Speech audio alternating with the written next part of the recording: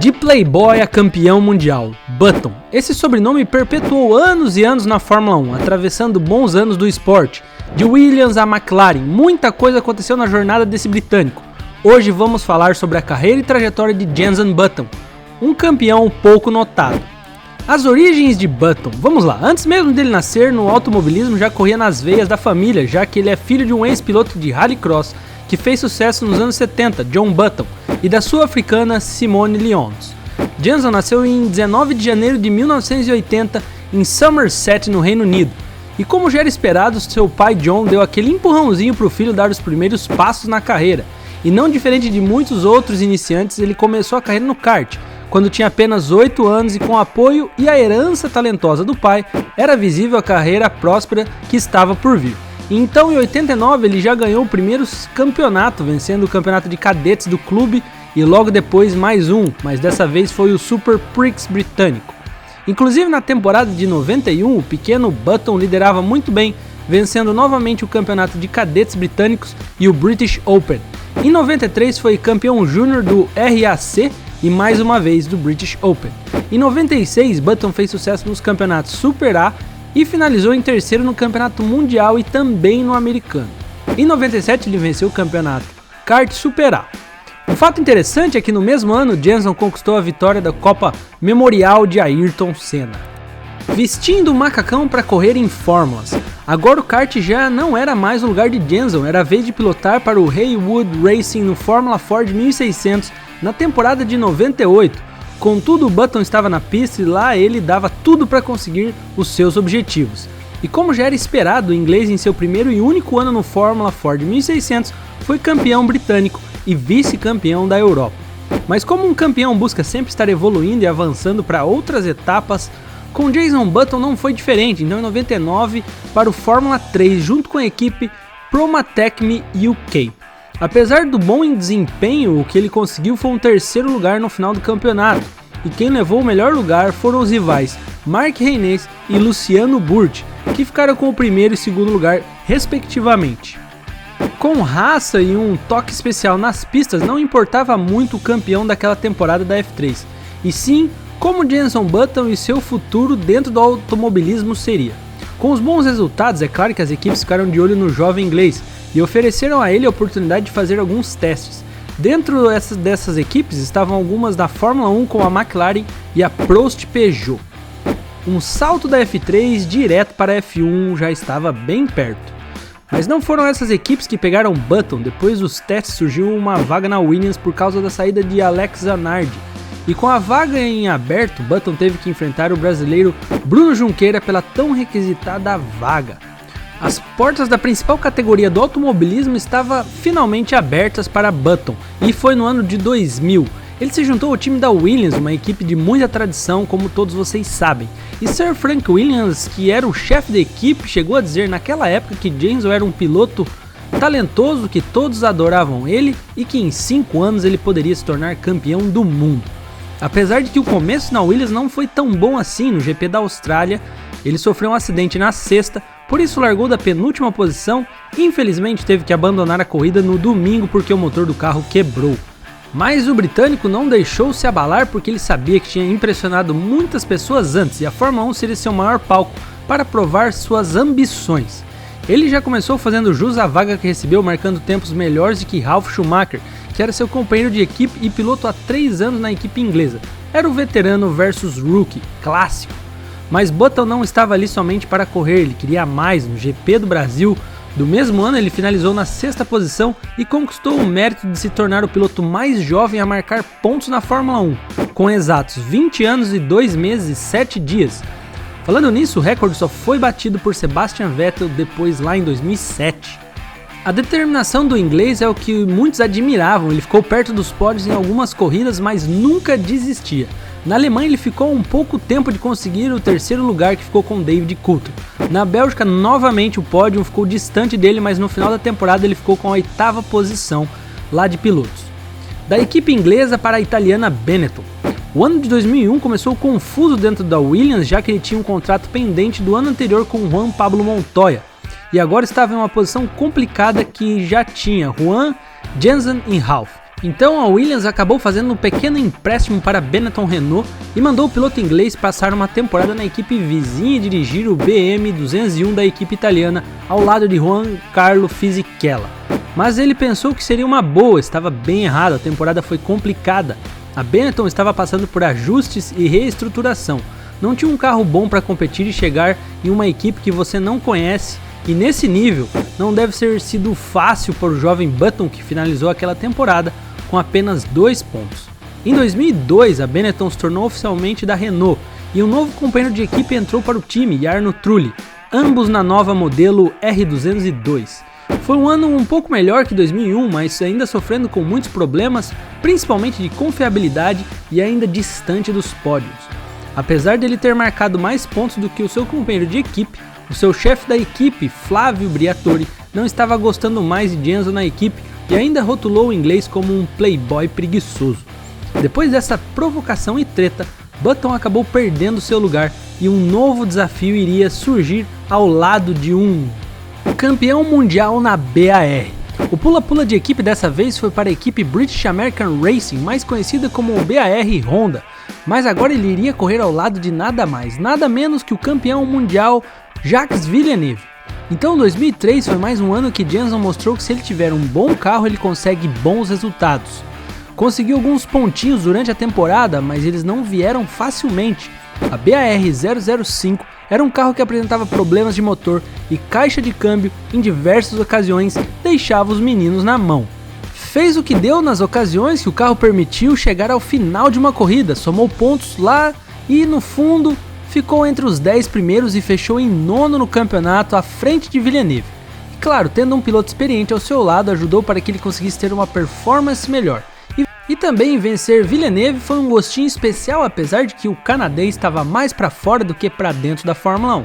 A tal primeira temporada de respeito veio. Em 2004, Button apresentava um desempenho muito bom dentro da nova BAR 006, Honda que teve muitas melhorias nos padrões de engenharia e agora ele tinha ao seu lado um novo companheiro de equipe, Takuma Sato, lendário. O inglês teve uma temporada excelente, conquistou seu primeiro pódio na Malásia, situação que se repetiu no Bahrein e depois cravou sua primeira pole em Imola, mas terminou em segundo. Em San Marino, Mônaco, Alemanha e China ele conseguiu chegar em segundo lugar, e mais pódios no Bahrein, Europa, Itália e Japão. Mas como nem tudo são rosas, teve seus momentos difíceis como o GP em Monza, em que liderou boa parte da corrida, mas não conseguiu segurar as Ferraris de Schumacher e Rubinho, que estavam voadoras naquelas últimas voltas. E no final, ele de 15 das 18 corridas da temporada, somou pontos importantes e expressivos, terminou em terceiro no Mundial de Pilotos e a BAR foi vice-campeã naquele ano. Então foi um ano de alívio devido aos bons resultados, mas ao mesmo tempo um ano que Jenson Button ganhou ainda mais respeito na Fórmula 1. Uma decepcionante temporada. Veio 2005, todos imaginavam que ele poderia chegar ao auge da carreira, mas a BAR 007 não era nada do que se esperava. Das 9 primeiras corridas ele não somou um ponto sequer. Problemas de confiabilidade de motor, além disso no GP de San Marino os carros da BAR foram desclassificados devido à presença de um tanque adicional que estava nos carros. Isso gerou exclusão da equipe nos 2 GPs seguintes, vacilada feia da equipe. Mas ele buscou manter um bom desempenho no restante da temporada, conseguiu marcar pontos em 10 consecutivas e conseguiu 2 pódios, mas finalizou em 9º no campeonato. Resultado distante do que ele esperava e assustador quando se comparado ao ano anterior, mas ainda assim fez o dever de casa ficando à frente do companheiro de equipe. Oficialmente falando, Jenson Button estava na mesma equipe da temporada seguinte, contudo não era mais a BAR, pois a Honda oficialmente comprou a equipe, mas com as fichas apostadas de que seria uma temporada incrível, foram se surpreendendo com um resultado não tão positivo. A temporada se iniciou com poucos pontos, problemas técnicos e até com o direito à explosão do motor. Mais à frente na temporada e após algumas melhorias, o carro começa a ficar bom e os pontos começam a aparecer. O up da temporada para Button foi na Hungria, quando finalmente venceu sua primeira corrida e a chuva deu aquele toque especial para garantir o lugar mais alto do pódio. Button se sagrava finalmente vencedor de corrida. E para finalizar com chave de ouro, ele conseguiu se manter no top 5 durante os últimos 7 GPs e fechou na temporada em 6º lugar do campeonato. 2007 foi um ano que ele teve que tirar o cavalinho da chuva, ou melhor dizendo, tirar suas expectativas, porque foi um ano difícil. O novo RA107 estava de longe de ser bom, e esse provavelmente pode ter sido um dos anos que ele gostaria de esquecer. A melhor posição que ele conseguiu nessa temporada foi um 5º lugar, fechou o campeonato nas últimas posições e com apenas 6 pontos na conta. Mas algo mudaria. Debaixo das asas de Ross Brawn, Jenson continuou com a Honda em 2008 e agora com a esperança de melhorias, já que a equipe contou com um novo chefe de equipe, o Ross Brawn. Naquele ano o inglês brigou pelo campeonato, mas em nome dele não era Jenson Button. Button teve um ano terrível, só que dessa vez o carro estava bom o suficiente para disputar mais à frente e era o que seu companheiro de equipe Rubens Barrichello estava fazendo. Ele sempre ficava ao fundo e por isso finalizou o campeonato com apenas 3 pontos e na temporada enquanto Barrichello marcou mais pontos e consequentemente ficou ainda mais à frente. Entendam aí como quiser esse dado. Contudo, algumas mudanças ocorreram ao final da temporada, já que a Honda tomou a decisão de sair da principal categoria do automobilismo por causa da crise econômica. E claro que esse assento de Button estava em jogo e com grandes chances de ficar de fora. Mas o chefe da equipe comprou a antiga Honda, então a equipe passou a se chamar Brawn GP. Comprada por £1, inclusive já contamos essa história aqui no canal. Mas enfim, o ano do campeão finalmente chegou. Então o ano de 2009 foi a verdadeira reviravolta. Os motores Mercedes V8 que estavam sendo utilizados pela Brawn mostrou um desempenho excelente já na pré-temporada.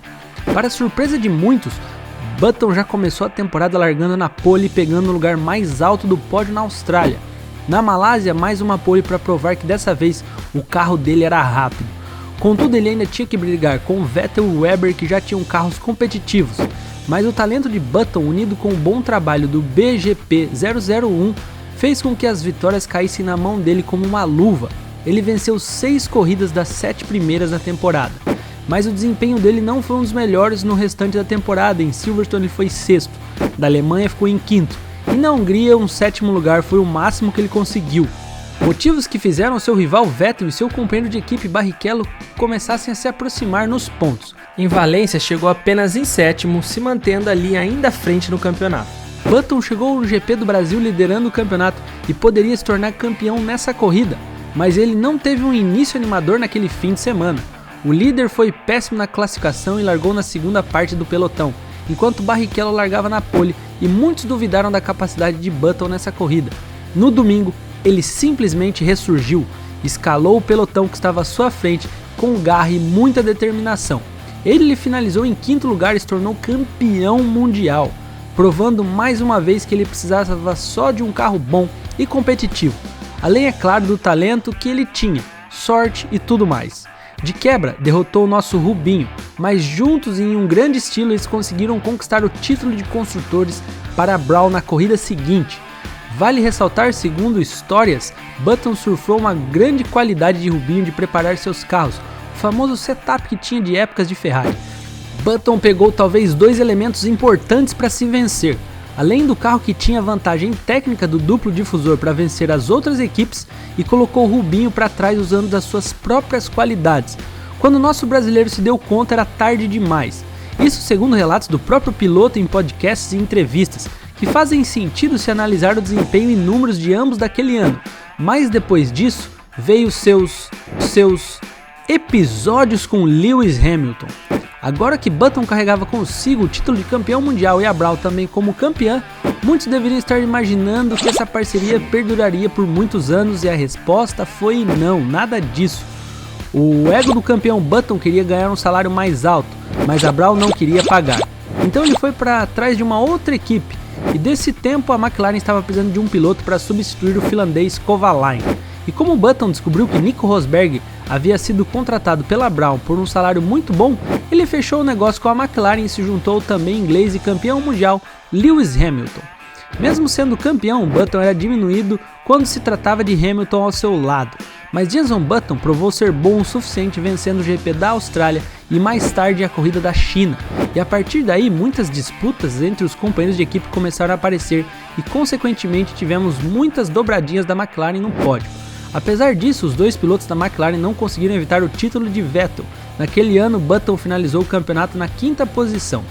Button então foi em busca de mais um título na temporada de 2011, mas bateu de cara com o muro, já que os resultados no início não foram os melhores. Mesmo assim, ele ainda conseguiu uma vitória no Canadá, e essa talvez tenha sido a corrida mais espetacular e também a mais dramática da carreira do inglês. Johnson largaria daquela corrida em sétimo para chegar em primeiro, ultrapassando só piloto casca grossa, numa corrida simplesmente épica. Além disso, ele quase sempre conseguia alguns pontos e pódios aqui e ali, e o que ajudava ele na disputa do campeonato. E por isso ele conseguiu ser vice-campeão naquele Mundial de 2011. Já em 2012 começou e terminou com vitórias para Button, mas no meio disso tudo a temporada foi bem complicada porque Button se viu várias vezes abaixo da 10ª posição. O carro sofria com problemas de aderência e também com um baixo ritmo de corrida durante boa parte da temporada. Mas ele teve motivos para comemorar quando conseguiu a pole e a vitória em Spa, já que sua última pole havia sido em 2009. E depois desses resultados médios e não tão positivos, ele finalizou o campeonato em 5º lugar. No geral, das 3 temporadas ao lado de Lewis Hamilton, ficou 2-1 para Lewis, mas foram bons anos de embates. Depois disso, uma nova fase começava. A derrocada de Button na McLaren. A temporada de 2014 começou diferente, já que agora Button tinha um novo companheiro de equipe, o mexicano Sérgio Pérez, já que Lewis tinha ido para a Mercedes, antiga Brown. 2014 poderia ter sido um dos piores anos da McLaren. O carro apresentava um baixo desempenho já nos testes de pré-temporada, e quando ele finalmente começou, isso apenas continuou. Então nenhum piloto da equipe subiu ao pódio naquele ano. A melhor posição que Button conseguiu nas corridas foi um 4º lugar, e no final da temporada ficou em 8º no campeonato. Button continuou na McLaren nas temporadas de 2015 e 2016, mas agora ao lado do bicampeão mundial Fernando Alonso. Novamente, a temporada foi terrível, o carro não tinha um bom desempenho, fora os problemas técnicos e de confiabilidade que rondavam a equipe. Esses problemas fizeram Alonso ter um comentário bem irônico no GP do Japão, falando que o motor do carro dele parecia um motor de GP2, ou seja, um motor mais fraco. E o Japão é basicamente a casa da Honda, empresa que fabricava os motores para a McLaren naquele período, e isso gerou bastante repercussão. Editor, bota na tela esse clássico aí.